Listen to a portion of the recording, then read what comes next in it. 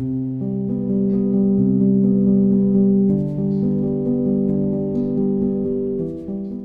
decía que empezamos a estudiar una serie el martes pasado. La serie es Siendo transformados por Cristo. Esa es la serie, ¿ya? Es una serie que llevo como 3 semanas haciendo hincapié en que no dejemos de oírla, porque a medida que vayamos avanzando vamos a ir profundizando puntos que usted ha oído y vamos a ir mencionando otras cosas que usted jamás ha oído y que va a traer mucha edificación y mucha revelación a nuestra vida. Entonces la serie es Siendo formados por Cristo. La primera lección que vimos la semana pasada decía, el título era que Cristo quiere formarnos. La lección de hoy es, la meta es el propósito eterno del Padre. Ese es el título para lo que vamos a compartir hoy día. La meta es el propósito eterno del Padre. Bien, hermanos, la palabra de Dios, la Biblia, que cada uno de nosotros tiene acceso, gracias al Señor, a este libro tan poderoso cuando es revelado a nuestras vidas. La Biblia, tanto desde Génesis como hasta el Apocalipsis, muestra un hilo conductor, ¿ya? Hay un hilo conductor de Génesis al Apocalipsis, lo podríamos decir inclusive así, es un hilo conductor teñido de sangre. Yo lo expreso así también. Este hilo conductor que está de Génesis, pasando por Génesis, Éxodo, Levítico, Número, Deuteronomio, cada libro de los profetas menores, los profetas mayores, pasando por Salmos, Reyes, Crónicas, llegando a Mateo, Marcos, Lucas, Juan, llegando a las cartas de Pablo, a las cartas de Pedro, a las cartas de Juan, de Judas, y terminando en Apocalipsis, este hilo conductor, hermanos, tiene que ver solamente con Cristo. La Biblia fue escrita para revelar a Cristo. La Biblia, hermano, la Biblia no fue escrita para darte paz. La Biblia no fue escrita para darte consejos, aun cuando yo al leer la Biblia encuentro paz ahí, ¿de acuerdo? Yo aun cuando me encuentro con consejos muy determinantes en la vida de cualquier hombre o mujer que lo lea, la Biblia no es solamente eso. La Biblia es mucho más que eso. Es la palabra de Dios, contiene la palabra de Dios y hay un hilo conductor que une cada verso, cada profecía, cada principio, cada narración, cada sombra del Antiguo Testamento, cada figura del Antiguo Testamento está unida por este hilo conductor que les dije ya es Cristo. Este hilo conductor es Cristo, pero puntualmente, hermanos, escuchen bien, este hilo conductor es Cristo, pero puntualmente es el propósito eterno del Padre. Es el propósito eterno del Padre en Cristo Jesús. El eterno propósito de Dios revelado, insisto, de Génesis al Apocalipsis, aun cuando es en el Nuevo Testamento, donde a través del apóstol Pablo, el Espíritu Santo se ha encargado de entregar la luz suficiente y la luz necesaria para poder ver el propósito eterno del Padre, aún, escuche bien, aún en las sombras del Antiguo Testamento. ¿Usted me entiende cuando yo hablo de las sombras del Antiguo Testamento? ¿No? ¿Se entiende eso, no? No, ya. Cuando yo digo las sombras del Antiguo Testamento, es que uno va al Antiguo Testamento y ya no aparece la palabra Cristo. En ninguna parte. Entonces, de Génesis, que es el primer libro del Antiguo Testamento, a Malaquías, que es el último libro del Antiguo Testamento, no aparece Cristo, no aparece Jesús así implícitamente. Perdón, explícitamente. No aparece así. Pero aparece escondido en sombras, en figuras, en tipos. Aparece revelado a través, por ejemplo, ¿cómo sé yo que Jesús es el Cordero de Dios? Porque había en el Antiguo Testamento una figura, una fiesta llamada la fiesta de Yom Kippur o la fiesta de la expiación, donde se sacrificaba un cordero y ese cordero era figura de Cristo, ese cordero apuntaba a Cristo, ¿de acuerdo? Entonces, aún entre las sombras del Antiguo Testamento, nosotros nos vamos a encontrar con este hilo conductor. Hermanos, el hilo conductor es el propósito eterno del Padre en Cristo. ¿De acuerdo? Repito, el hilo conductor es el propósito eterno del Padre en Cristo. Les voy a dar un ejemplo.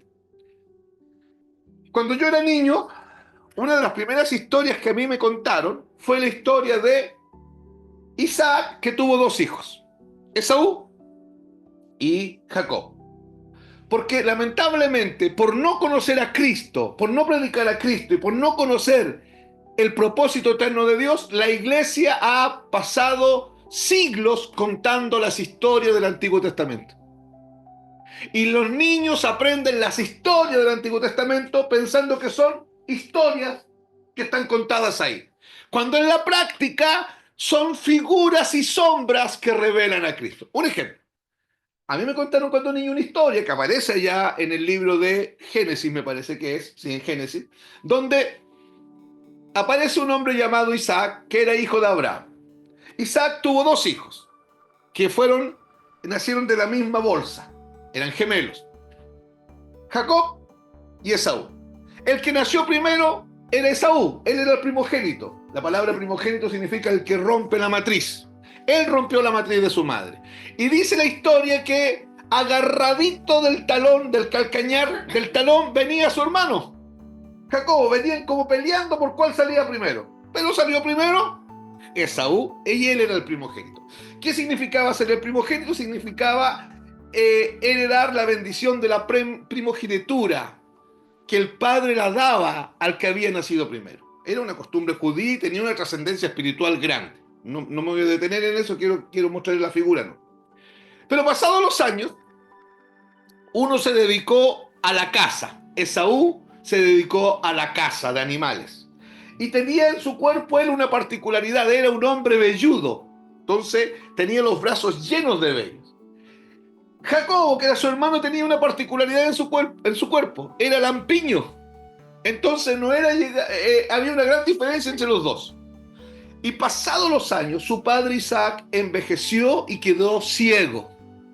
Y su esposa, la mamá de Esaú y de Jacob, tenía una inclinación por por Jacob. Por Jacob. Acuérdense que el que tenía la primogenitura era Esaú. Y él tenía una inclinación por el menor. Entonces él un día ella le dijo, a su hijo Jacob, vamos a hacer algo. Vas a hacer que tu padre te bendiga a ti y que te dé a ti la primogenitura.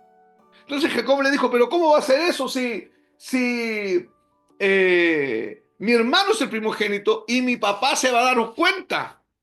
Porque está ciego, pero él lo huele y sabe al tiro que es Esaú. Lo toca y al tocarlo sabe que es mi hermano porque tiene vellos en sus brazos y yo no tengo nada. Entonces la mamá inteligentemente, astutamente, le dijo, vas a hacer dos cosas. Vas a preparar un guiso para tu papá, de cordero con algunas cosas más, y de ese animal que tú sacrifiques, de ese cordero que tú sacrifiques, vayan mirando el fondo. Esa es una historia, pero es una figura que apunta a Cristo, ¿correcto? De ese cordero que tú sacrifiques vas a sacar el cuero y te vas a poner unos antebrazos aquí, para que cuando tu papá te toque, se encuentre con los vellos, con la lana del cordero.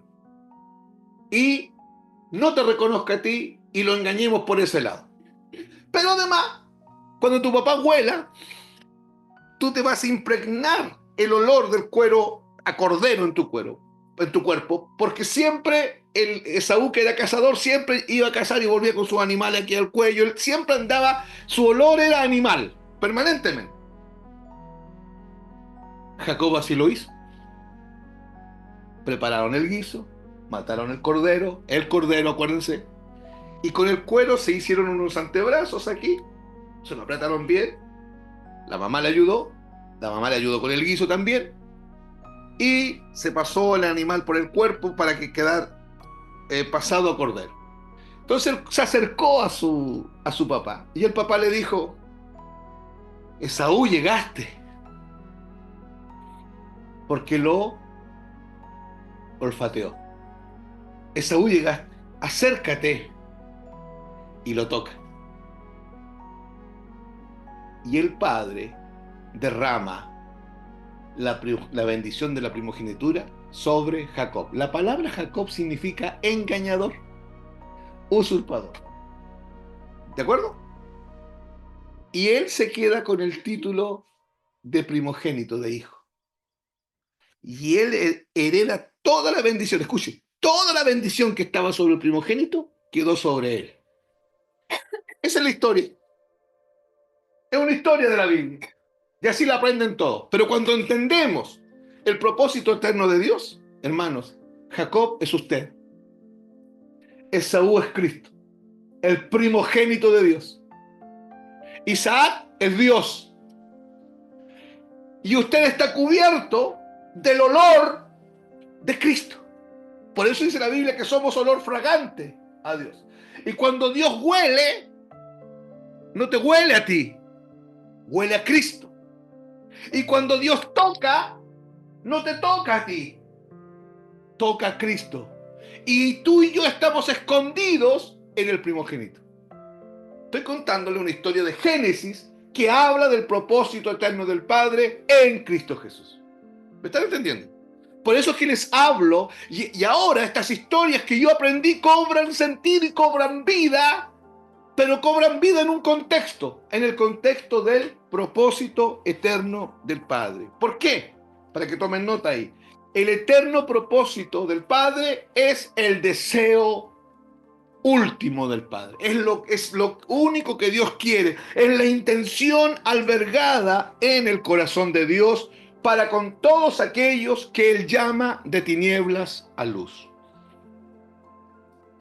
Si entendemos, hermano, que lo que hacemos es para darle a conocer a Él, a Cristo, debo entender entonces que para que eso ocurra, Cristo tiene que formarse en mí. Por eso que hemos venido diciendo desde hace un par de semanas, Cristo formado, Cristo expresado. ¿Se acuerdan? Si yo tengo que entender que si estoy acá en esta tierra, si Cristo me llamó de tinieblas a luz y me ha permitido vivir en esta tierra todavía, no es para que usted y yo digamos, hoy la vida que tenemos, nos toca pasarla mal, nos toca pasarla bien, oye, las metas que tenemos, los sueños, algunos se cumplen, otros no se cumplen, oye, nos ha tocado más llorar que reír, o nos ha tocado más reír que llorar. No es para eso, aunque son realidades que nos toca vivir a todos. Estamos aquí, fuimos arrastrados de tinieblas a luz para colaborar, por gracia, con el propósito eterno del Padre.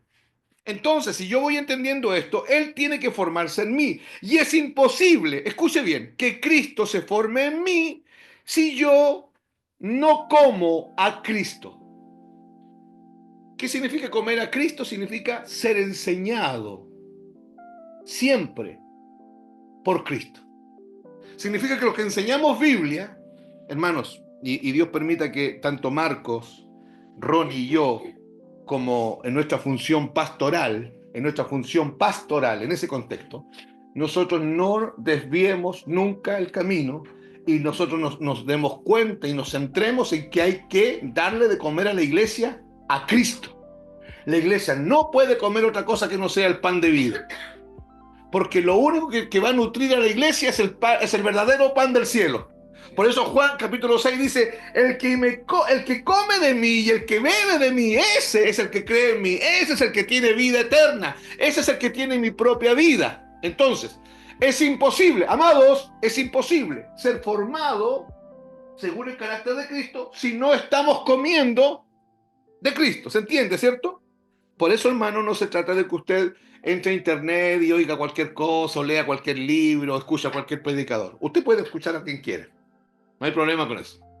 Yo nunca voy a andar vigilando a quien usted escuche. Pero no se trata de que usted coma cualquier cosa. La dieta de la iglesia es Cristo. Y nada más que Cristo. Si yo no me alimento de Cristo, si yo no me expongo a la palabra que es Cristo, jamás Cristo se va a formar en mí. Si no me expongo a Cristo, Cristo no se forma. Y si Cristo no se forma, Cristo no se manifiesta. No hay más discurso. Esto debe estar muy claro entre nosotros como hermanos. Y esto ocurre en nuestra alma. Cristo tiene que formarse en nuestra alma. Días atrás vimos que en Cristo estamos completos, ¿se acuerdan? Que Cristo es el pleromá de Dios, la plenitud de Dios, y que en Cristo, dice el apóstol Pablo, estamos completos. En el espíritu estamos completos. Pero en el alma necesitamos ser formados porque en nuestra mente, en nuestra mentalidad, para ser más preciso, nosotros todavía estamos pensando con patrones pasados, con patrones que están ligados a las tinieblas, con patrones que están ligados al pensamiento greco-romano, con patrones que están ligados a experiencias nuestras inclusive. Si alguien sufrió mucho cuando niño, hoy día cuando es adulto tiene ciertos traumas, tiene ciertas tendencias, tiene parámetros de medida equivocados por ese sufrimiento del niño. Esas cosas tienen que ser cambiadas en nuestra mentalidad y eso lo hace el propósito eterno de Dios, cuando usted y yo estamos siendo formados según el carácter de Cristo. Si no, amados, estamos perdiendo el tiempo. El proceso de la madurez, que es lo mismo que ser formado en la imagen de Cristo, en todos aquellos que ya estamos en Cristo, se tiene que manifestar. Porque este es un proceso real y es un proceso del cual, escuche bien, nadie se libra. Yo no puedo venir y decir al Señor, ¿sabe, Señor? Yo no quiero ser maduro. Porque es lo mismo que el hijo que tiene Camila ahí en su brazo. Si Dante queda así 20 años, Camila se tiene que preocupar. Porque él no puede quedar así 20 años, como un niño. Él tiene que crecer.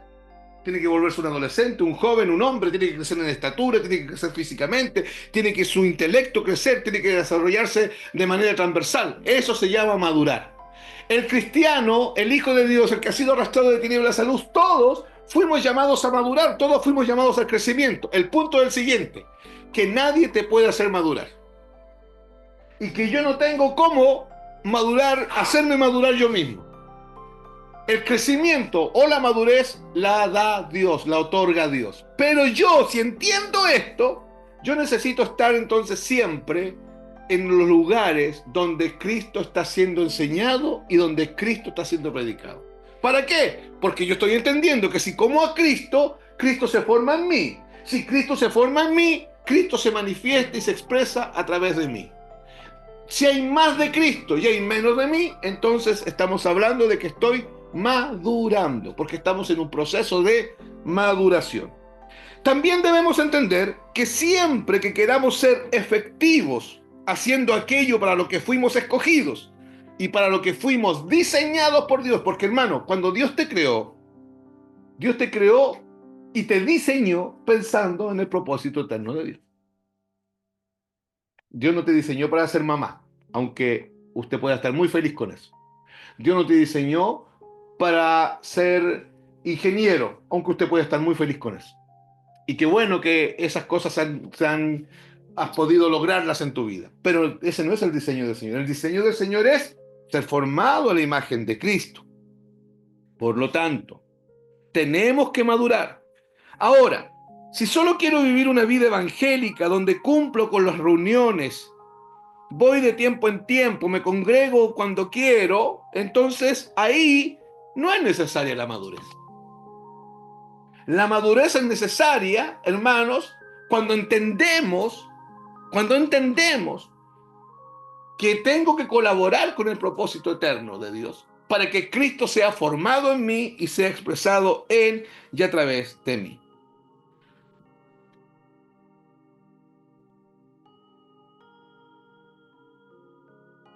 Esto que voy a leer, esto no es mío, esto es de un predicador y yo quiero esbozar una idea de eso, escuche.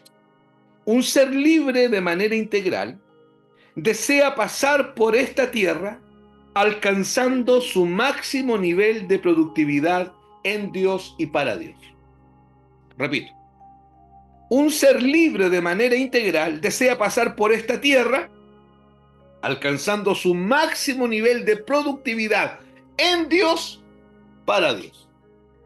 Porque hermanos, si yo como cristiano no entiendo que fui arrastrado de tinieblas a luz para ser formado a la imagen de Cristo, pero esa formación a la imagen de Cristo tiene un fin, tiene una finalidad, que Cristo sea expresado, que Cristo sea manifestado en y a través de mí para aquellos que no conocen a Cristo. Hermanos, Dios tomó una decisión en su soberanía y fue que se iba a revelar al mundo en y a través de la iglesia. Él decidió eso en su soberanía. Puede que a alguien no le guste, no esté de acuerdo, pero Él lo decidió en su soberanía, que Él se iba a revelar a otros solamente a través de la iglesia. No a través de los ángeles, no a través de los seres vivientes, sino que a través de la iglesia. Por eso es que Cristo vino a habitar en nosotros. Cristo nos fue dado, Cristo nos fue otorgado, Cristo nos fue provisto, nos fue dada una vida, y no cualquier vida, nos fue dada la vida de Cristo, que vino y entró en nosotros. Y la vida eterna que tenemos no es una cosa etérea, vacía, volátil. La vida eterna que tenemos es Cristo en nosotros. Y es Cristo en nosotros el que tiene que manifestarse. Y nuestro máximo nivel de productividad tiene que ver con hacer todo aquello que Dios quiera que yo haga en función del propósito eterno de Dios. No en función de mis planes, no en función de mis sueños, no en función de mis metas, que es para eso donde están todos trabajando. De hecho, hoy día el falso evangelio lo que está promocionando son los sueños de la gente. Alcanza tus metas, desarróllate, alcanza tu plenitud. Pero eso es falso, hermanos. El cristiano tiene una sola meta y es ser formado en la imagen de Cristo. Y cualquier meta nuestra en esta temporalidad tiene que estar subyugada a esa meta. Y hermanos, tenemos que en esto nosotros renunciar a muchas cosas. ¿Por qué? Porque claramente hay metas nuestras que están mal. Hay metas que están en mi corazón que yo me he propuesto que están mal, que tienen que salir de ahí. Hay sueños que están en mi cabeza que están mal, que tienen que salir de ahí. Por causa del sueño de Dios. ¿Y cuál es el sueño de Dios? Que Cristo sea formado en cada uno de nosotros, para que Cristo se exprese en y a través de cada uno de nosotros. Amén. Romanos 8:28. Voy a leer la versión NBI. Usted tiene la Reina Valera, pero permítame leer la versión NBI. 8, 28 y 29. Dice: ahora bien, sabemos que Dios dispone todas las cosas para el bien de quienes lo aman, los que han sido llamados de acuerdo con su propósito. Porque bueno, ahí el versículo 28 nos dice que hemos sido llamados de acuerdo con su propósito, ¿cierto? Verso 29. Porque a los que Dios conoció de antemano, también los predestinó para ser transformados según la imagen de su Hijo, para que Él, Cristo, sea el primogénito entre muchos hermanos. Hermanos, Dios nos conoce a nosotros y nos conoció a nosotros desde antes de la fundación del mundo. Desde antes del primer día de la creación, Dios ya te había conocido a ti, aunque tú ni siquiera existías. No existían tus padres, no existían tus abuelos, no existían tus bisabuelos, no existía nadie. Y Dios ya te había conocido en su eternidad, en su soberanía, en su conocimiento que Él tiene de todo y de todas las cosas. Dios ya te había conocido, ya te había diseñado. Y Él había pensado en que tú y yo fuésemos escogidos por Él. Él nos predestinó para ser formados a la imagen de su Hijo. Hermano, esto tenemos que entenderlo por revelación. Dios no es que Dios dijo: mira, voy a miles de años en la eternidad futura, voy a hacer que nazca esta persona y para librarlo del infierno. Y para que vaya al cielo y pase la eternidad conmigo. No, hermanos, no. Aunque todo aquel que cree en Cristo no irá al infierno, todo aquel que cree en Cristo sí irá al cielo, sí pasará la eternidad con el Señor. Pero aquí dice de forma clara que Él lo hizo para que seamos formados a la imagen de su Hijo. Él tenía un plan, Él tenía una idea original, Él tenía un diseño, y era que todos nosotros fuésemos a la imagen de su Hijo. Lo vimos la semana pasada y en unas clases más adelante lo vamos a profundizar, que aunque Adán lo echó a perder, Dios no echó atrás con la idea original. Dios no se desmotivó. Dios no dijo: ah, caramba, Adán me echó a perder todo, ¿qué hago ahora? No, Dios siguió adelante con su propósito. Lo que Adán hizo no hizo que Dios improvisara ni que renunciara a su propósito. En lo que se transformó el mundo antiguo, antes del diluvio, en el nivel de corrupción que el hombre vivió antes del diluvio, no hizo que Dios se desanimara. la forma testaruda del pueblo de Israel, que siempre desobedecían, una y otra vez desobedecían, no hizo que Dios volviera atrás con su propósito. Dios siguió adelante con su propósito y envió a Cristo a morir en una cruz. No como el plan B, hermanos, como el plan A, porque lo que Dios quería era que usted y yo conociésemos a Cristo, que la vida de Cristo nos fuese compartida o impartida, y que esa vida de Cristo en nosotros se expresase y se manifestase. ¿Cómo? Siendo formados a la imagen de Cristo. Mientras Jesús caminaba en la tierra, el Cristo impartido habitaba en Jesús. Jesús caminaba en la tierra, en Jerusalén, por las calles de Jerusalén, y el Cristo que nos ha sido impartido a nosotros caminaba dentro de Jesús. Y hoy día Cristo sigue caminando dentro de usted. Aunque usted diga, pero ¿cómo yo soy tan insignificante? Sí, y lo somos. Pero ¿cómo va a ser eso que Cristo va a caminar hoy día? Es así. Es así. Cristo pisa esta tierra solamente en la vida de aquellos que lo han recibido. Eso se mantiene, eso sigue así. El Cristo impartido habitaba en Jesús porque era necesario que Él se fuera.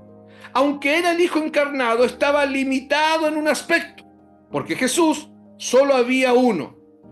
Luego de que Jesús se fue, vino el Espíritu Santo para que todo hombre y mujer que era sacado de tinieblas a luz, también le fuera impartido Cristo a esas personas. Y ya Jesús dejó de ser el primogénito, el único, perdón, el unigénito. Dejó de ser el unigénito y se transformó en el primogénito, el primero de muchos, como usted y como yo.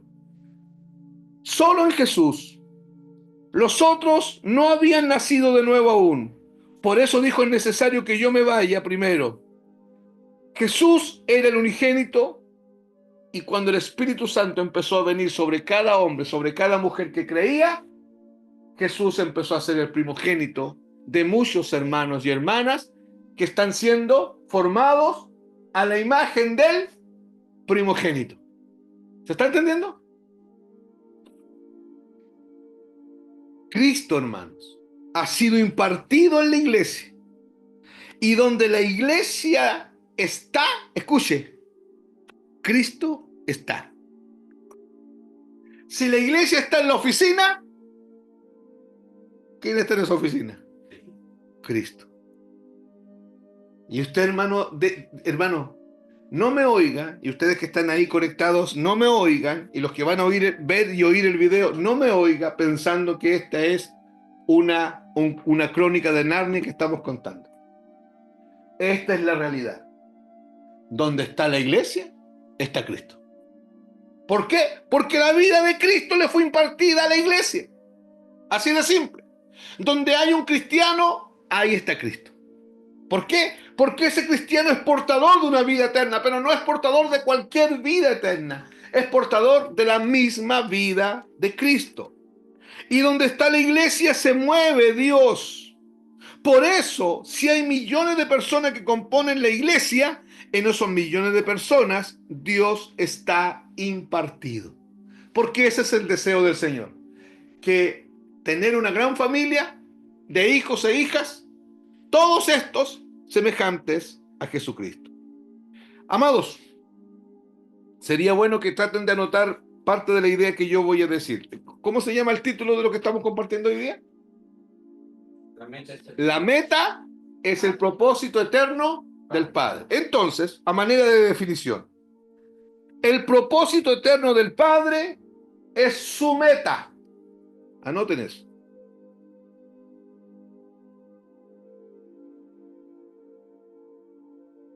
Es a lo que Él apunta. Es su intención, su objetivo, su única visión, su supremo interés. A Dios no le interesa nada más que su propósito eterno, su pensamiento pleno. A ver, ¿cómo es, hermano Víctor, que a Dios no le interesa nada más? Entonces, ¿a Dios no le interesan mis hijos? No. Y sí. ¿Cómo es, hermano? No, Dios no se va a desvivir por tus hijos. Pero a Dios le interesan tus hijos siempre en función de su propósito. ¿Se entiende? O sea, ¿a Dios no le interesa mi salud? Sí le interesa, y mucho. Pero tu salud a Él le interesa siempre que esté en función del propósito eterno. Porque su interés supremo, su interés mayor es el propósito eterno de Dios. Y esto tenemos que entenderlo. Por eso, hermano, esta es la prueba de que la iglesia no entiende el propósito eterno y que varios de nosotros todavía no necesitamos revelación de esto. Que luchamos con estas cuestiones de nuestra temporalidad. ¿Sabe? No puede ser que yo me quiera ir de este mundo a la presencia del Señor para no tener problemas. Ay, hermano. No. Usted se tiene que querer ir de aquí a la presencia del Señor para ver al Señor. Pero si usted se quiere ir de aquí porque ha sufrido mucho, algo está pasando con el propósito eterno. ¿Se acuerdan cuando el apóstol Pablo dice, estoy en un entredicho, estoy en un dilema? No sé si irme con el Señor para estar con Él y conocerlo más, o no sé si quedarme por tanta gente que no conoce al Señor. Las dos cosas, la estrechez de su corazón que tenía, su nueva canción de Prisionero, la estrechez de su corazón que tenía con respecto a estos dos puntos, las dos cosas están en función del propósito eterno. Conocerlo a Él y quedarse para que otros lo conozcan a Él. Pero hermanos, si yo digo, Señor, no, ya estoy cansado, me gustaría irme contigo porque aquí la paso mal nomás, estoy pensando en mí, no en el propósito eterno de Dios. Y necesito que Dios llene mi mente de su propósito, que su propósito me sea revelado. Ahora, oiga esto. Dios ha estado trabajando en su meta. ¿Cuál es la meta? El propósito eterno de Dios. Dios ha estado trabajando en su meta, o sea, en el propósito eterno de Dios, desde la eternidad pasada hasta la eternidad futura, pasando por nuestra temporalidad. Dios, todo lo que ha hecho, hermano, cuando Dios crea un planeta, está pensando en el propósito eterno de Dios. Cuando Dios crea un ácaro, o cuando Dios crea una célula en un cuerpo, está pensando en el propósito eterno de Dios. Cada narración del Antiguo Testamento, cada figura, cada hombre, cada versículo, cada texto, está escrito por causa del propósito eterno de Dios, porque Dios quiere que Cristo sea el todo en todos. Hermano, la Biblia dice que a Dios le plació reunir todas las cosas, las visibles y las invisibles, sean tronos, sean principados, sean todos dominios, todo, lo reunió todo en Cristo Jesús.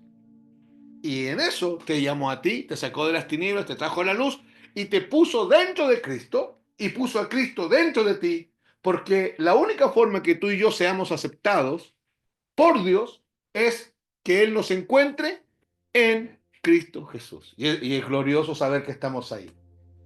Estamos ahí. Hermano, pero mi vida anda siempre al 3 y al 4. Bueno, estamos ahí. Pero hermano Víctor, la mía anda al 2 y al 3. Estamos ahí. Ah, hermano, yo sí que ando mal. Yo siempre ando entre el 1 y el 2. Estamos ahí. Porque escuche bien. No es por obras. Es por gracia.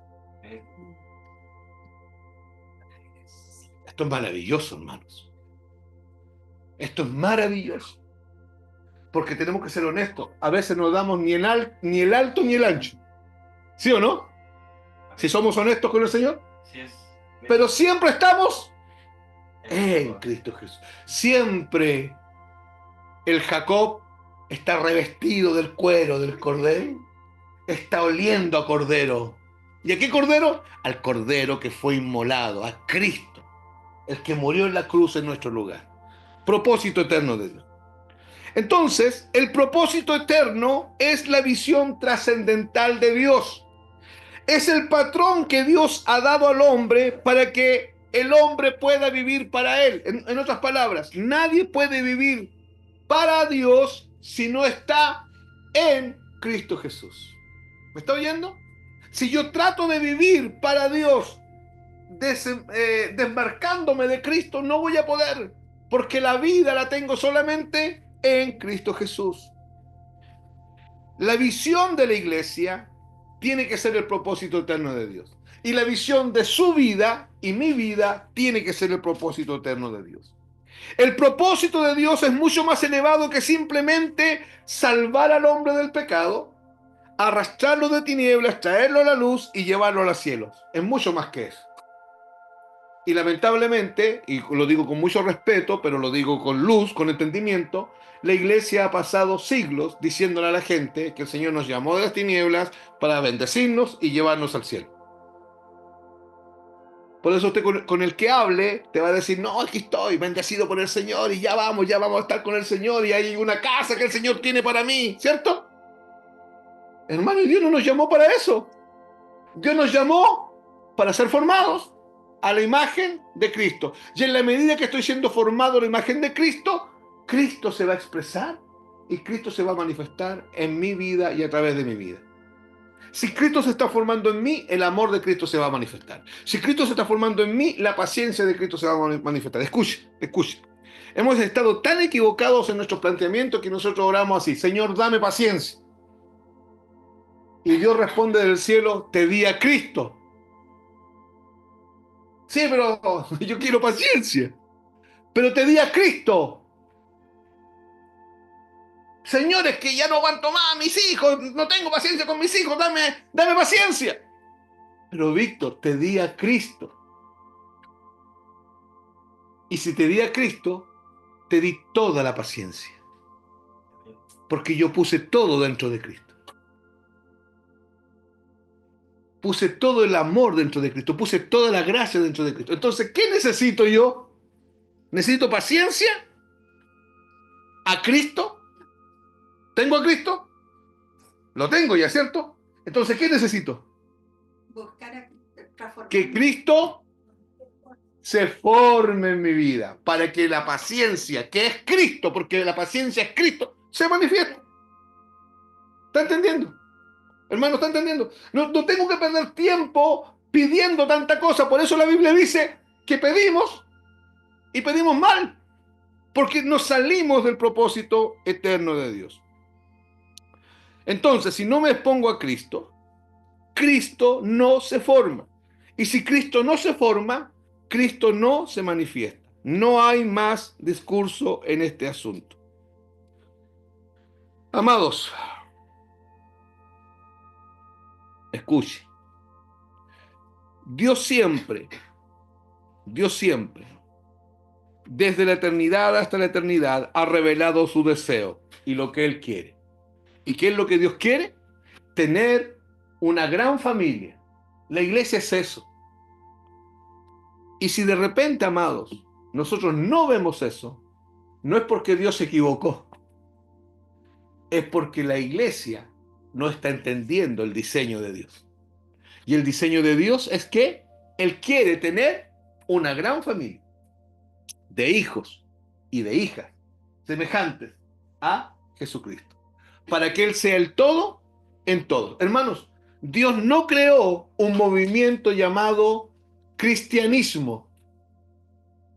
Eso lo inventó el hombre.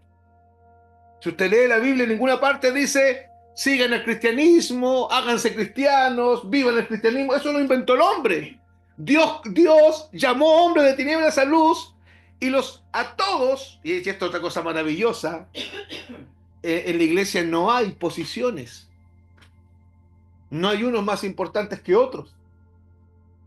No existe eso. No hay nadie más importante que otro. Absolutamente nadie más importante que otro. ¿Pero cómo? No hay ninguno más, porque todos son Cristo. Porque Cristo le fue impartido a todos. Todos tienen dentro a Cristo. Lo que sí tenemos, hermanos, son diferentes roles, diferentes funcionalidades, pero esos diferentes roles no nos ponen en un lugar de privilegio con respecto a Dios que otros, o no nos ponen en desmedro con respecto a Dios que otros, porque todos son iguales delante del Señor por causa del propósito. Hoy en día la gente realiza un montón de actividades para que la gente no se vaya de las congregaciones, pero ¿saben? No tenemos cómo evitar que la gente se vaya. No hay cómo evitar. ¿Qué es lo que tenemos que entender? Que si fuimos llamados de tinieblas a luz para ser formados a la imagen de Cristo, usted y yo tenemos que mantenernos ahí, en eso, en que yo estoy siendo formado a la imagen de Cristo. Nuestras oraciones tienen que propender a pedirle al Señor que Él forme a Cristo en nosotros. Y tengo que estar en toda instancia donde se esté enseñando de Cristo, donde se esté predicando a Cristo, donde se esté enseñando a Cristo, porque solamente si comemos de Cristo vamos a ser formados a la imagen de Cristo. ¿Pueden leer, por favor, conmigo Gálatas? Vayan a Gálatas, capítulo 4, verso 19 y verso 20.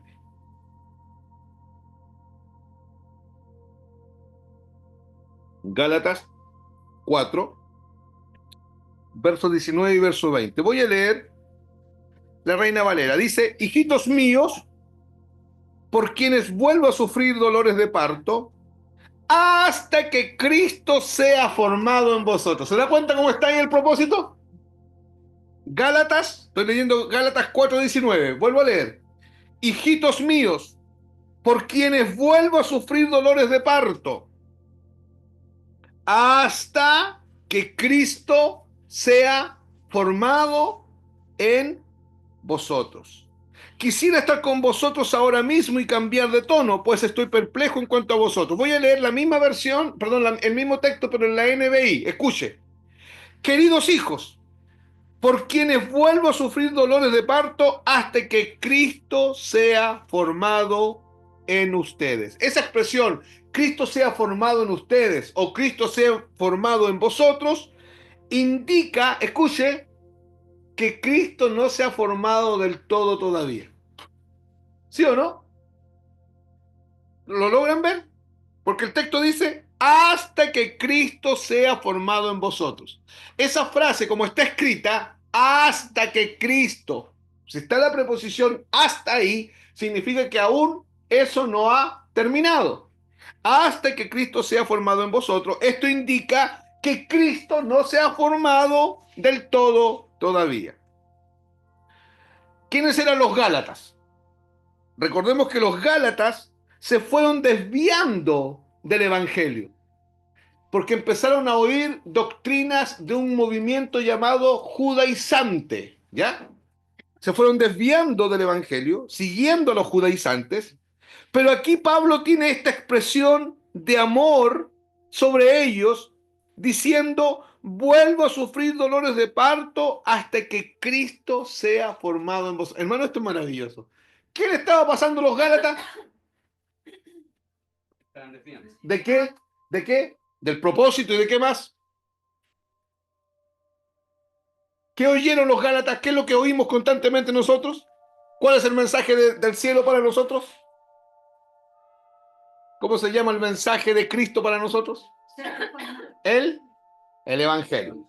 Los Gálatas se estaban desviando del Evangelio y en consecuencia se estaban desviando del propósito eterno de él. Y hermano, es maravilloso. Fíjense que Pablo les dice, aunque ustedes se están desviando, yo vuelvo a sufrir dolores de parto. Está hablando como una mujer,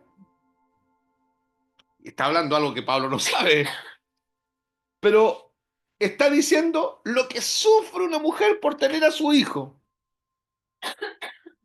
Si puedo comparar un poco, Pablo dice, lo que significa que la gente se convierta, yo vuelvo a parirlos a ustedes, entendiendo que no somos los predicadores los que hacemos que alguien se convierta, sino que es obra del Señor, ¿cierto?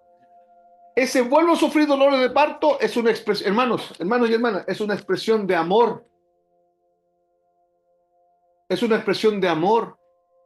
Esta gente se está desviando. ¿Y sabe lo que Pablo le dice? Aunque se están desviando, todavía hay esperanza. Porque Cristo aún no se ha formado del todo. Entonces yo quiero que usted vea algo en esto. De repente nos pasa lo siguiente, que nos dan ganas de tirar la toalla. En la fe, de eso estoy hablando. Porque parece que ya no vamos a poder más.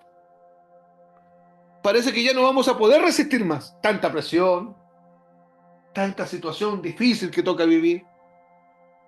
Y parece que en vez de avanzar, retrocedemos. De hecho, podríamos decir, ¿cuánto cuesta avanzar? Porque uno va avanzando y pasa algo y retrocedemos. Podríamos hasta decirlo.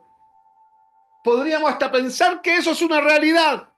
Pero hermanos, me están oyendo en el nombre de Cristo. Escuchen, en el nombre de Cristo, oigan esto.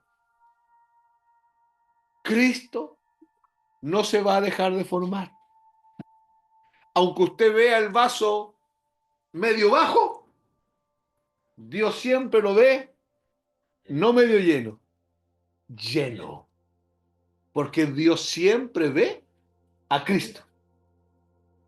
Por eso es que Él dice que no desmayemos, que sigamos avanzando, que no miremos ni para allá ni para allá, que miremos solamente al autor y consumador de la fe, puestos los ojos en Jesús, el autor y el consumador de la fe. ¿Por qué? Porque es la única forma de que Cristo siga siendo formado en nosotros. Quiero leer el texto de nuevo. Dice, estoy leyendo Gálatas 4:19. Hijitos míos, por quienes vuelva a sufrir dolores de parto hasta que Cristo sea formado en vosotros.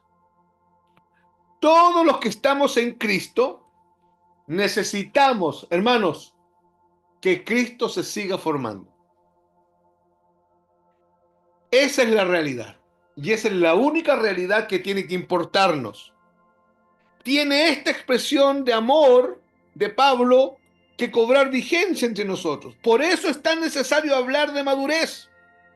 Si no, mientras tanto seguiremos buscando a Dios evangélicamente. Escuche, solo cuando lo necesitamos. Porque cuando no lo necesitamos, cuando todo va funcionando bien, cuando hay dinero, cuando no hay enfermedad, cuando la familia funciona como reloj suizo, cuando está todo impecable, tenemos que entender que nosotros comemos a Cristo permanentemente porque hemos entendido por revelación que fuimos sacados de tinieblas a luz para ser formados al propósito eterno. Nosotros no llegamos el día domingo al culto a cargar pilas para resistir en la semana. Eso es evangélico. Nosotros no estamos aquí hoy día porque el día martes hay que llegar y no, estamos acá porque entendemos la necesidad urgente de congregarse, de ser expuestos al evangelio, de oír y comer de Cristo para ser formado a la imagen de Cristo y para que Cristo se exprese en y a través de nosotros. Dios, amados, no sé qué van a decir de esto ustedes, es algo que ustedes saben, pero no sé qué van a decir en este momento. Dios es un Padre bueno, no es malo. Entonces nosotros tenemos un problema con esto. Si Dios es un Padre bueno, ¿por qué nos pasan tantas cosas malas? Y cuando yo hago ese análisis, es porque mis ojos están puestos no en el Padre bueno, sino que en las cosas malas. Entonces las cosas malas me hacen cuestionar al Padre bueno. Pero si yo pongo mis ojos en el Padre bueno en función del propósito eterno de Dios, eso me va a hacer cuestionar las cosas malas. ¿En qué sentido? Las voy a mirar y las voy a tener que interpretar, entender y comprender siempre a través de los anteojos del propósito eterno de Dios. Necesitamos mirar toda nuestra existencia en función del propósito eterno de Dios. Aún nuestros errores, aún nuestras cosas que no hacemos bien, aún aquellas cosas en las que nos equivocamos, están en función del propósito eterno de Dios. Por eso dice Romanos 8:28, y sabemos que a los que aman a Dios, todas las cosas, esto incluye hasta nuestros errores, todas las cosas nos ayudan a bien o colaboran para bien. Él quiere que entendamos cuál debe ser nuestra prioridad. Y nuestra prioridad no deben ser los panes y los peces. Nuestra prioridad es la formación de Cristo en nosotros. ¿Entienden qué son los panes y los peces? Los panes y los peces, porque, ¿por qué digo esto? Porque hay un milagro que ocurre en los evangelios, que Jesús está en un monte enseñando, y la Biblia dice que habían 5.000 hombres escuchándolo. Lamentablemente, en ese tiempo las mujeres no eran contabilizadas y los niños tampoco. Se contabilizaban los puros hombres. Entonces, cuando dice que habían 5.000 hombres, eso eran los 5.000 efectivamente hombres. Pero esos hombres no estaban solos, había mujeres y había niños. Entonces, se cree, hermano, se cree que Jesucristo alimentó entre 18.000 y 25.000 personas, no 5.000. ¿Ya? Y estuvieron todo el día escuchando. ¿Cuánta gente escuchó a Jesús ese día? Entre 18.000 y 25.000. Listo. El problema fue que estuvieron todo el día escuchando, estuvieron tan concentrados oyéndolos al Señor que no comieron en todo el día.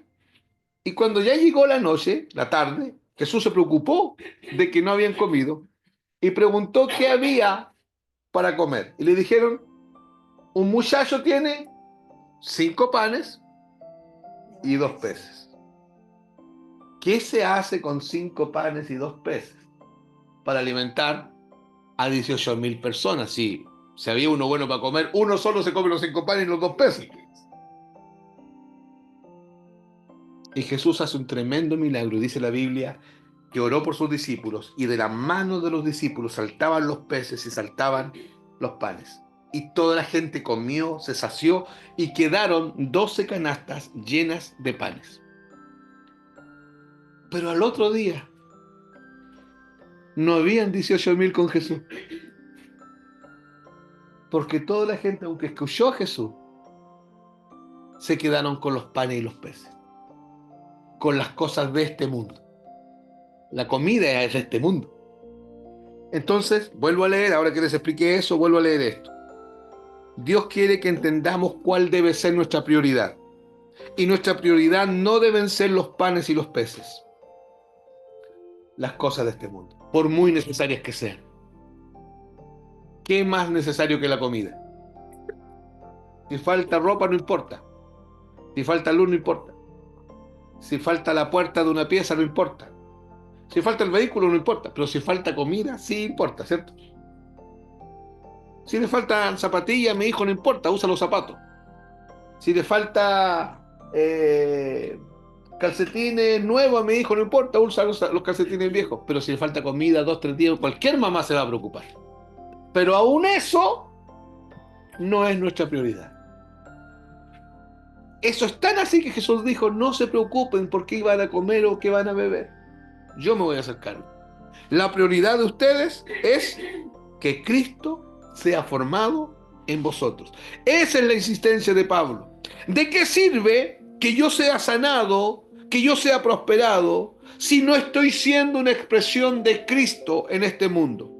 ¿De qué sirve que creamos en la sanidad y que Dios sane a los enfermos si no se manifiesta el verdadero propósito del llamado nuestro?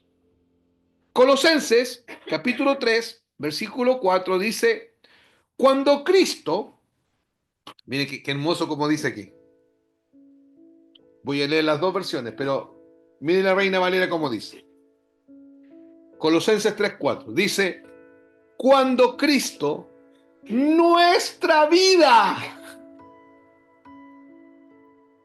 se manifieste, entonces vosotros también seréis manifestados con Él en gloria. Por eso Pablo en otro momento dice que es Cristo en vosotros la esperanza de gloria. Pero ¿a quién llama nuestra vida? A Cristo. ¿Tenemos una vida? ¿Y quién es esa vida? Entonces cuando yo hablo de mi vida, ¿de qué estoy hablando? Tenemos un problema entonces. Porque la mayoría de las veces que hablamos de mi vida, No está Cristo ahí. Hermano, cuando uno le da un consejo a alguien con un texto bíblico, a mí me pasa seguido. El hermano me responde, es mi vida, por hermano. Y según este texto, ¿quién es nuestra vida? Cristo. O sea, yo tengo una vida. Y no es la vida de Víctor. Mi vida es, según la Biblia, Cristo. Y esa vida se va a manifestar. Por eso es que necesito que Cristo sea formado en mí. Para que Cristo formado sea manifestado. Aquí dice en gloria, leo de nuevo el texto. Cuando Cristo, vuestra vida, se manifieste, entonces vosotros también seréis manifestados con Él en gloria. Voy a leer la NBI. Miren cómo dice la NBI. Cuando Cristo, que es la vida de ustedes, aquí está más claro, Cristo, que es la vida de ustedes, se manifieste, entonces también ustedes serán manifestados con Él en gloria. En otras palabras, no es solamente un Cristo formado, es un Cristo manifestado. Cristo es mi vida. Cristo no es mi religión. Hermanos, Cristo no es mi pasatiempo. Cristo tampoco es el genio de la lámpara que yo froto para que me conceda los deseos de esta vida temporal.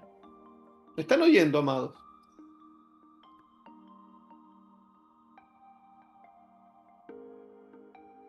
Cristo, según la Biblia, es mi vida. Cristo es mi vida. Si vivo, vivo por Él y vivo para Él. No tendría vida fuera de Él. Si yo me quiero apartar de Él, fuera de Él estoy muerto. Por eso dice la Biblia, separados de mí, nada podéis hacer. Y en Cristo ya no vivo yo, ahora vive Cristo en mí. Y lo que vivo en la carne, lo vivo en la fe del Hijo de Dios. Eso dice Gálatas 2:20. Entonces, todo lo que soy es por Él. Todo lo que tengo es por Él. Todo lo que puedo lograr es por Él. Es Él a través de mí. Yo simplemente soy un contenedor. Simplemente soy una vasija. Simplemente soy un vaso de barro. Yo soy aquel hombre que contiene a Cristo. Yo soy aquella mujer que contiene a Cristo. Escucha, hermana mía, escucha, hermano mío. Usted es un vaso, una vasija que tiene adentro a Cristo. Dios lo decidió así.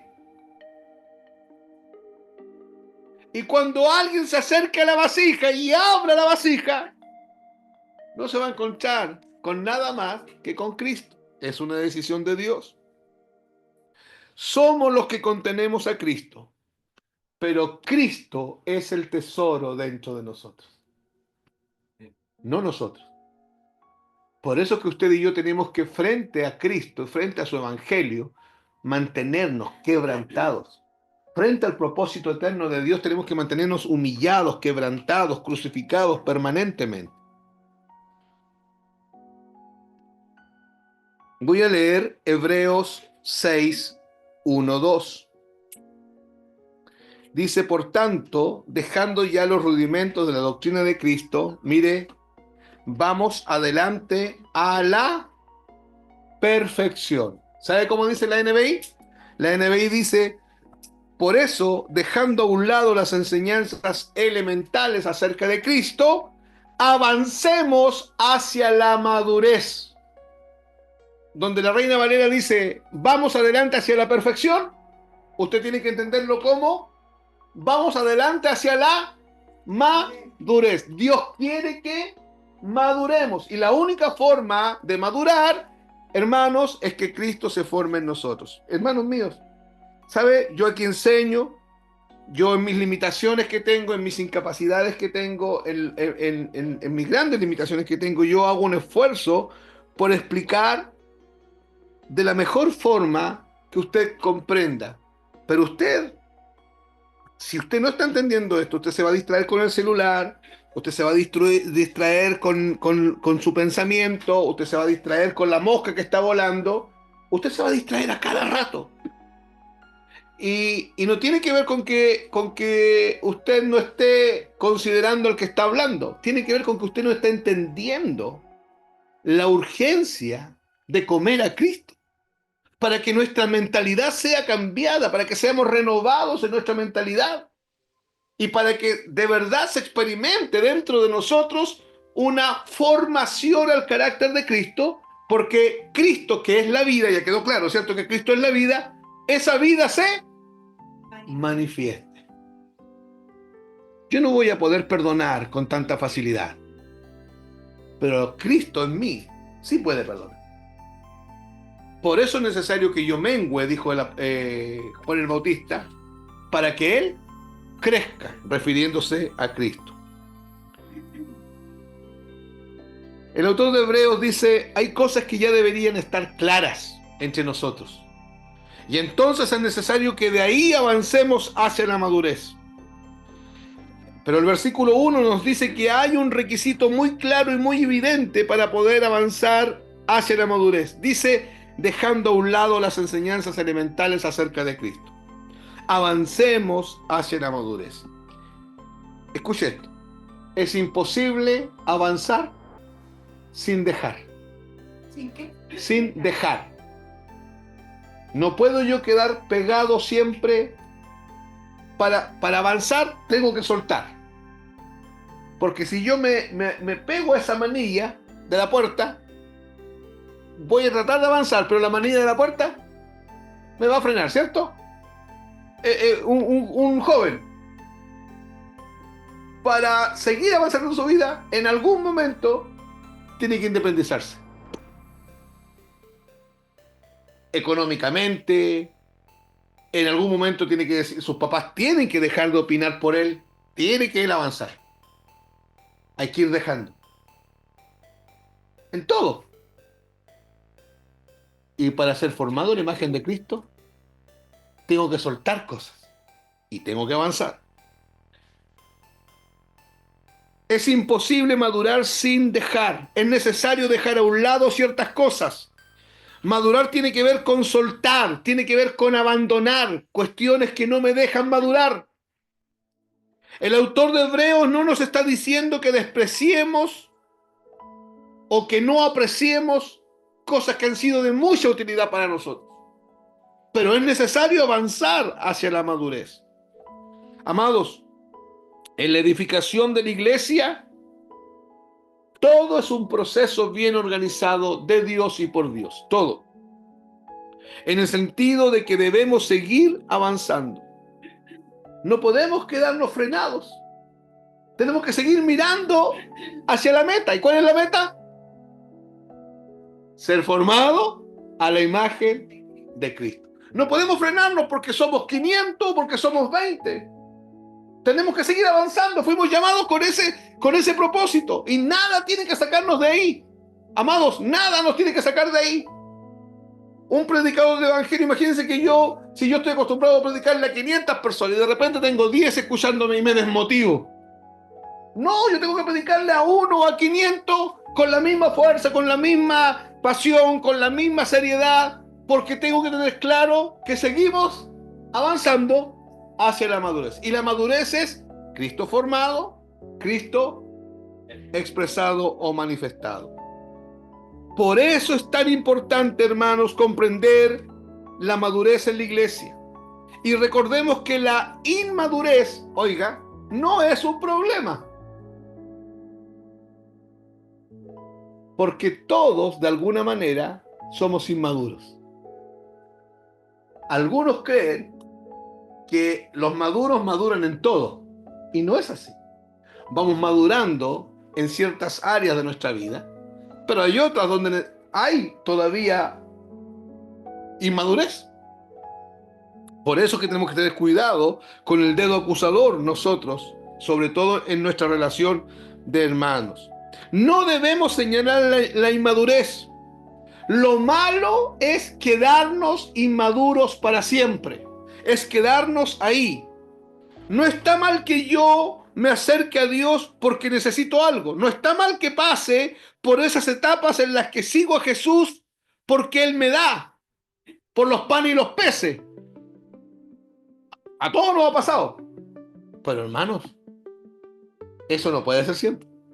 Yo tengo que entender que mi relación con Dios no está dada porque si Él me da o no me da.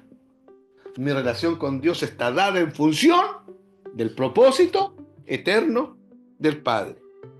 Cuando empezamos a madurar, nuestra oración cambia del pliego de peticiones a lo que decimos: Señor, aquí estoy. ¿Cómo quieres dirigirme en esta situación? Aquí estoy para vivir bajo tu gobierno, bajo tu diseño.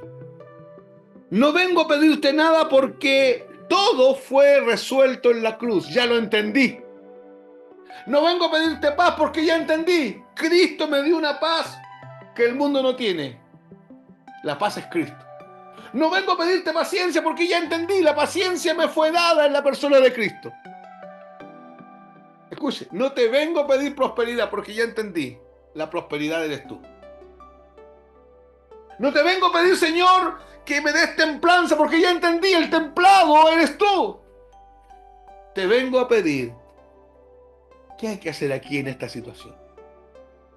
Te vengo a pedir que corras los velos de tinieblas y alumbre los ojos de mi entendimiento, para que te reveles, para ser formado a la imagen de Cristo. Te vengo a pedir, Señor, que me formes en estas áreas que ya entendí. Soy inmaduro. ¿Está entendiendo? Cuando empezamos a tener revelación de esto, amado, empezamos... Si usted lee las cartas de Pablo, dígame, hermano, dígame dónde aparece a Pablo, a Pedro, a Juan o a alguno de los que escribieron las cartas pastorales diciéndole a la iglesia: oren por milagro. ¿Dónde aparece eso? No aparece.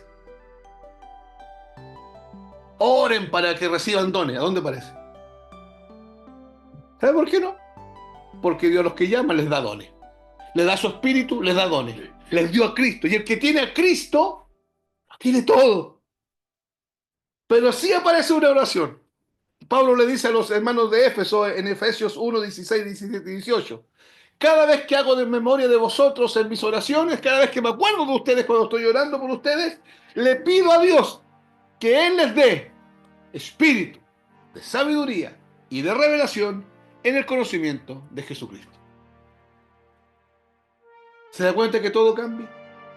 ¿Va entendiendo por qué es que necesitamos comprender el propósito eterno de Dios? Voy a leer Juan capítulo 6 del 65 al 68. Y dijo: por eso os he dicho que ninguno puede venir a mí si no le fuere dado del Padre. Desde entonces muchos de sus discípulos volvieron atrás y ya no andaban con él. Dijo entonces Jesús a los 12: ¿queréis acaso iros también vosotros? Le respondió Simón Pedro: Señor, ¿a quién iremos? Tú tienes palabra de vida eterna. Voy a leer la NBI. Mire cómo dice la NBI. Por esto les dije que nadie puede venir a mí a menos que se lo haya concedido el Padre. ¿Sabe por qué usted vino a Cristo? Porque el Padre se lo concedió a usted. El Padre le concedió a usted traerlo a Cristo. No fue que usted buscó al Señor, no fue que usted aceptó a Cristo. Toda esa cuestión evangélica es falsa. Usted no le abrió el corazón al Señor. Eso no es así. Aquí dice que el Padre le concedió a usted venir a Cristo. Por eso que usted vino a Cristo. Cuando Cristo lo llamó, usted vino. Porque el Padre dijo: anda, yo te escogí para ser formado a la imagen de Cristo. Sigo leyendo la NBI. Desde entonces muchos de sus discípulos le volvieron la espalda y ya no andaban con él. Así que Jesús les preguntó a los 12, ¿también ustedes quieren marcharse? Señor, contestó Pedro, ¿a quién iremos? Tú tienes palabras de vida eterna. Escuche. Por eso Jesús se giró a los 12 y les dijo, si se quieren ir, háganlo. Por ahí algunos andan diciendo, cuando salen de las iglesias, es que no nos buscaron. Usted ve a Jesús aquí, vuelto loco para salir a buscar a los que se fueron. Es más, se fueron una gran multitud, después miró a los que se quedaron y le dijeron, ¿y ustedes? ¿Se van o se quedan? Porque con uno que entienda el asunto, me quedo. Con uno que entienda. Y Pedro dice, ¿y a dónde iremos? ¿A dónde iremos a meternos si el asunto, ya entendí, el asunto tiene que ver contigo, dice Pedro. Tú tienes palabras de vida eterna. Escuche. Pero Pedro le da la respuesta que usted y yo debemos dar frente a la pregunta de Jesús. ¿Ustedes qué harán? ¿También se van a marchar? Pedro le dice, palabras de vida eterna. Eso no me lo puede dar nadie. ¿Dónde vamos a ir, Señor? Solo tú tienes palabra de vida eterna porque tú eres la palabra y tú eres la vida eterna. La madurez nos lleva a salir de nuestra lista de peticiones y decirle al Señor, ¿a dónde vamos a ir? Aquí estamos, Señor. Aquí estoy. Haga conmigo lo que usted pensó allá. Y saben, hermanos, algunos enseñan esto y le ponen un tono grave a enseñan esta misma parte que estoy diciendo yo, pero le ponen un tono grave, cosa que en el oído de la gente suene como que decirle al Señor, aquí estoy, es casi firmar un suicidio, una sentencia, correcto. Y hermanos, no. ¿A usted se le olvida que Dios estaba sentado en un trono de juicio? De hecho, la Biblia dice que Moisés tuvo una visión con el trono de Dios, Moisés, y vio que de ese trono salían rayos y centellas, y que tinieblas y penumbras cubrían su trono.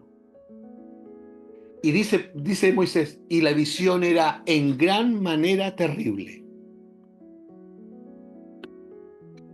Pero varios siglos después, Cristo en la cruz cambió el trono de juicio en un trono de eterna gracia y eterna misericordia. De hecho, el apóstol Pablo y el apóstol Pedro lo dicen. Acerquémonos, pues, al trono de la gracia, para hallar gracia y oportuno socorro para vuestras almas. Entonces, cuando le decimos, Señor, aquí estoy, no piense que el Señor lo va a agarrar y le va a dar una zurra que usted no se va a olvidar jamás. No, eso no va a pasar. Porque el Dios que tenemos es misericordioso, es bondadoso, es justo. Porque toda la ira de Dios que había sobre usted y sobre mí cayó sobre Cristo. ¿Para qué? Para que usted disfrute de su amor. Para que usted disfrute de su gracia. Por eso, hermanos, cuando hay condenación, cuando hay juicio, es porque no hay revelación de la obra de Cristo en la cruz. Cuando usted cae, hermano, Dios no se levanta de su trono para agarrarte a palo. ¿Por qué no, hermano, si es pecado y pequé contra Dios? Porque todos los palos se los dieron a Jesús en la cruz.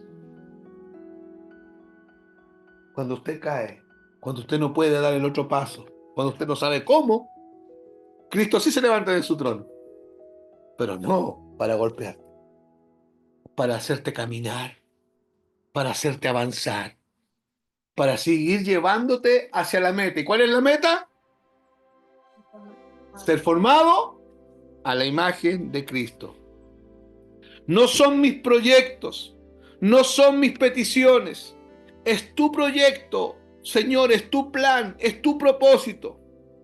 ¿Qué quieres que haga? Debiese ser nuestra pregunta. Aquí está tu hijo Marcos, aquí está tu hijo Juvencio, aquí está tu hija Vanessa, aquí está tu hija Erika, aquí está tu hija Paula, aquí está tu hija Marlin, aquí está tu hija Camila. ¿Qué quieres que haga? Aquí estoy como tu hijo, aquí estoy como tu hija. ¿Qué quieres que haga? ¿Cómo quieres que me mueva? Yo sé que hace un tiempo morí y que hoy es Cristo que mora en mí. Yo lo sé por revelación. Eso es entender madurez. Eso es lo que usted y yo deberíamos anhelar. No estamos diciendo que ya no pedimos nunca más nada, no estamos diciendo eso, pero entendemos todo lo que se nos ha sido dado en Cristo Jesús. Voy terminando. En suma, el eterno propósito de Dios es hacer de Cristo la cabeza de todas las cosas, para que todas las cosas, las visibles y las invisibles, manifiesten su gloria. El discípulo de Cristo debe ser como es Cristo, pero no debe tratar de ser como Cristo. ¿Entiende? El discípulo de Cristo debe ser como es Cristo, pero no debe tratar de ser como Cristo, sino que tiene que ser formado a la imagen de Cristo para que Cristo se forme en ese discípulo y Cristo se manifieste. ¿Y qué hacemos nosotros? Decimos nosotros. Nosotros estamos haciendo eso porque usted y Cristo somos uno solo. Yo y Cristo somos uno solo. El discípulo de Cristo debe ser como Cristo sin tratar de ser como Cristo. Tiene que llevar su imagen y representar su autoridad en la tierra. En esencia, Dios desea tener muchos hijos glorificados a la semejanza de su Hijo Jesucristo. Todo lo que hacemos es en función de Dios y de su propósito para con el hombre. Este es el rayado de cancha para la iglesia, pero este es el rayado de cancha para usted y para mí. Esto determina el rumbo de mi vida. Todo lo demás que ocurra en nuestras vidas, lo que sea, piense en cualquier cosa de su vida, todo lo demás está subordinado a esto. Pablo llama a esto el misterio que estuvo oculto. Entonces, hermanos, debiésemos hacer una oración siempre. Cada vez que usted va a tomar una decisión, cada vez que usted va, ya sea una decisión trascendental o una no tanto, antes de hacerlo, en su relación con el Señor, decir: Señor, esto que voy a hacer, ¿me va a apartar de tu propósito? ¿Esto contribuye a tu propósito? Y hermano, escuche, Dios le va a hablar a usted. Porque como vimos en la primera lección, el más interesado en formarnos a la imagen de Cristo es Cristo mismo. Porque Él lo diseñó.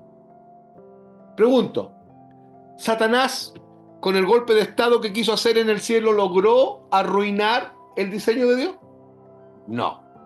Adán y Eva, con su desobediencia, lograron hacer que Dios se olvidara de su propósito.